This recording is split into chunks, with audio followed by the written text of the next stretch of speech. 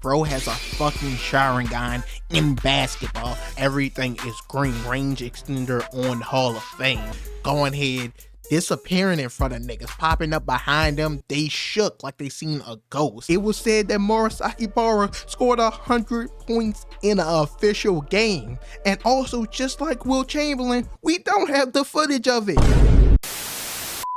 Sports anime. Honestly, I never really gave them much thought, but recently I've been in an anime drought. I have taken my 15th break from the One Piece anime. Now, within this drought, I was desperately searching for something to watch, to get me hyped, to get me excited, and that's when I saw it.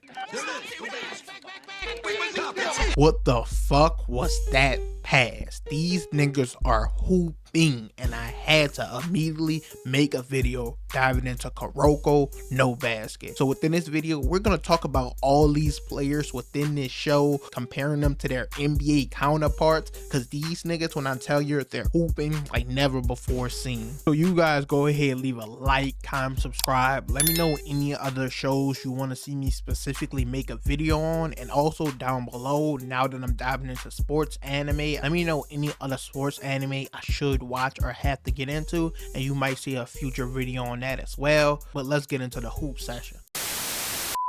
Now we gotta start off with my nigga Kuroko. They tried to play him for a fool at the beginning, try to make my nigga look like a scrub. They heard he went to Takeo Middle School with the Generation of Miracles, 3 straight championships, the first 3-piece since Shaq and Kobe. And they was like, oh shit, he joining our team, he gotta be him. The coach for the team, she's scanning his badges, taking out his player build, and she basically said he has no attributes. 55 overall, doo-doo shirt, and gray pants. That's tough. Shout out to Solominati. That's tough. And I'm like, hey, he must gonna prove them all wrong, and he's gonna be the best player in the world. Nope. Didn't happen at all. He went on to play the actual best player on his team, a guy named Kagami, and that nigga just straight up destroyed Kuroko. I'm like, damn, so is he really this shitty? Like, fuck no. He goes to practice the next day, and this nigga is going crazy with the passes. This is where we see the true potential of Kuroko's build. We all had that one friend in 2K that make the worst build possible. And for Kuroko, I was wondering where he spent all his VC, because he can't be this ass. And this nigga just purely put it on passing accuracy, pure playmaker, nothing else. Maybe a 36 driving layup. Oh, hell no. Hey, bro, come on now, dog. Come on, man. Well, let's take that driving layup all the way down. But this nigga, all his VC straight playmaking, and he has all the playmaking badges, straight dimer, flashy passer, and needle threader. That's all he needs to make shit happen on the court. Bro has a John Stockton build in 2024. Do you know how insane that is? Straight steals, passes, that's all he needs to do. But even with all this wouldn't be enough to beat the Generation of Miracles alone, and we're about to get into them next. So my nigga Kuroko said I needed to add 2 more things to my arsenal, and he went out and got quick first step and added a vanishing drive.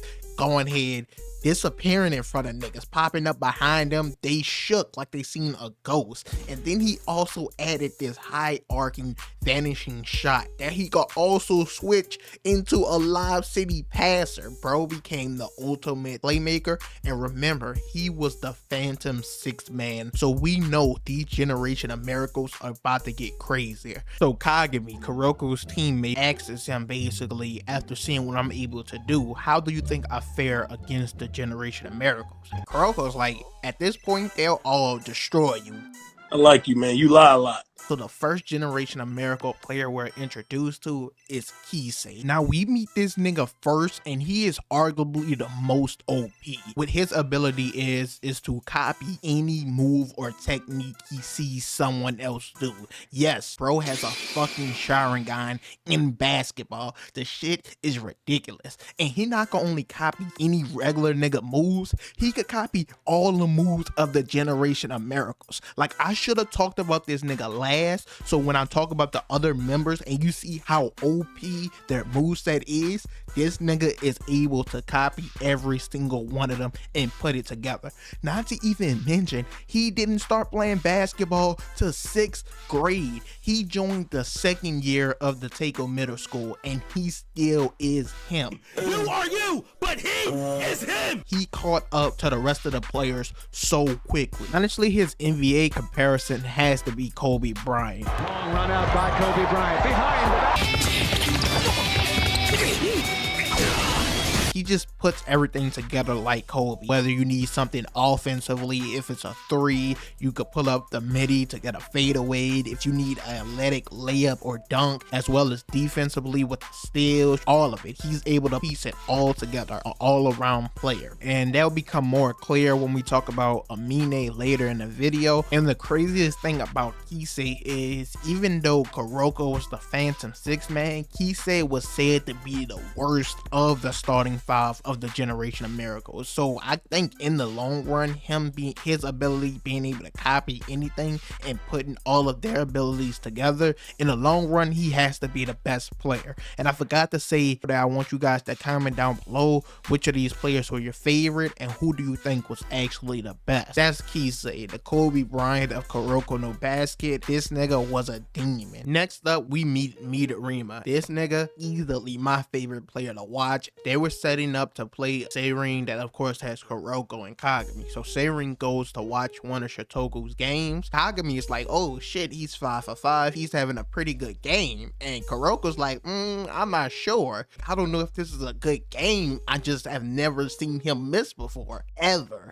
I've never seen him miss before, so I don't really know. And this nigga pulled off one of the coolest things I ever seen in anime history. Bro pulls up, shoots a deep 3, and then tells his teammates, Talk out. We're on defense. and he knows that bitch is going in. This nigga is both Splash Brothers in one, and I'm gonna explain both sides of the argument, why I gotta make him Steph and Clay. Easily, his comparison is Steph Curry. They both shoot the no-look 3s, they pull it up, walk away, you don't have to worry about it. Easy. You're in literal awe. There's nothing you could do. I was looking at Midorima just how Giannis was looking at Steph in this clip.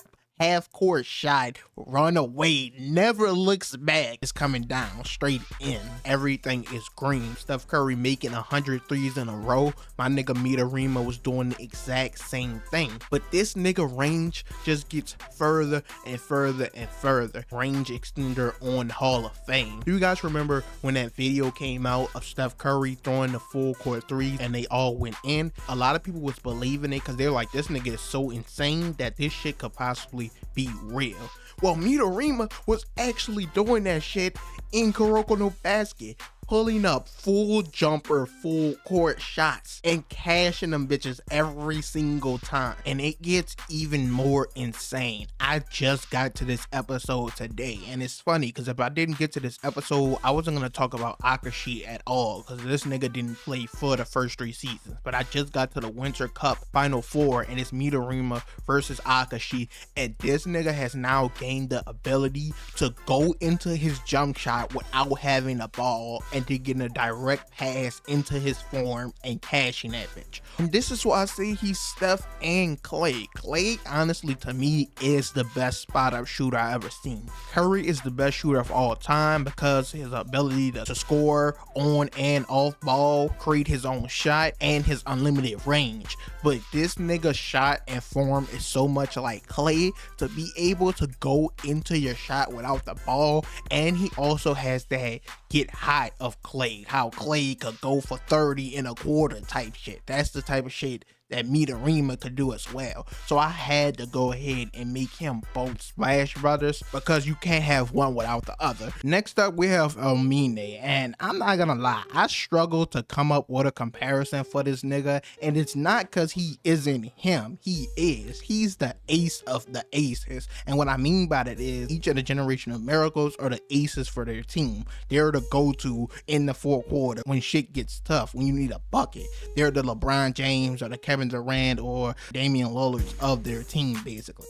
And this nigga was the ace on the Generation of Miracles in middle school. So he was said to be the best player. So what I struggled to come up with a comparison for him is this nigga did not like practice. So you see where I'm going with this. I have to make this nigga both MJ and Allen Iverson. And I'll explain both for a second. Now, as I mentioned earlier in the video, Issei is like Kobe. He joined the team late, but he always looked up to Elmine. They used to run one-on-one a lot, looked at him like a brother, and he could never beat them. And even though Issei eventually learned the perfect copy to copy all the Generation of Miracles, he always wanted to emulate and be like Elmine because that nigga was the best. Kind of like Kobe mimicking or getting a lot of his moveset from Jordan, trying to perfect what Jordan was able to do as well. He also has the athletic ability and like the formless shots of Jordan, how Jordan used to just throw it up sometimes and then magically go in. Amine did that shit a lot. The crazy layups behind the goal, just wild shit that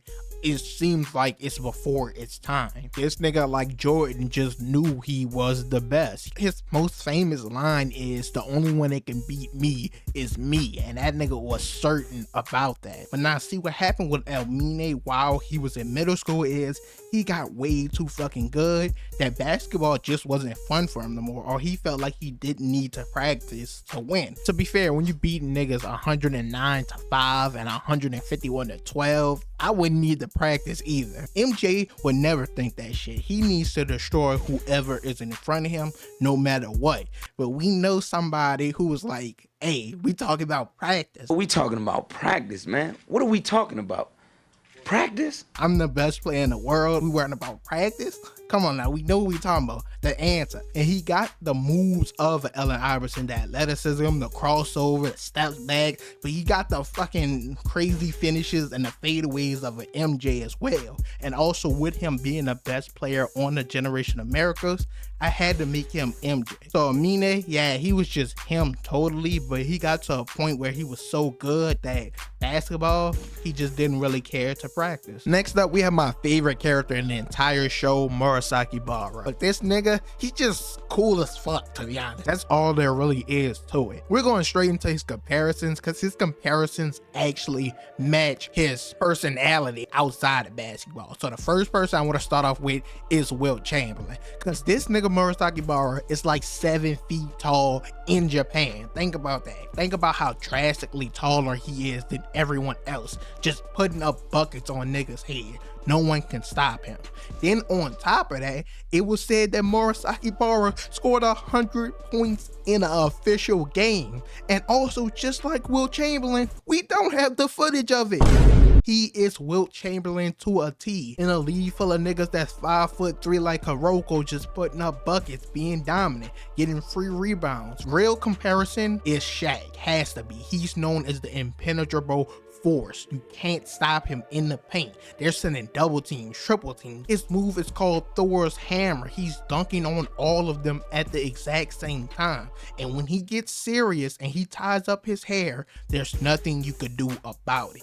Blocking, sending everything away. He didn't even play on offense for majority of his games. It was 4-on-5 when his team was on offense.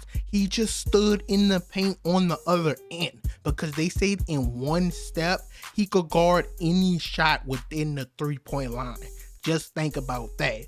And this nigga defense alone was so crazy though that his team won a game 81-0. Yes. Also, this nigga is Shaq because he loved his snacks.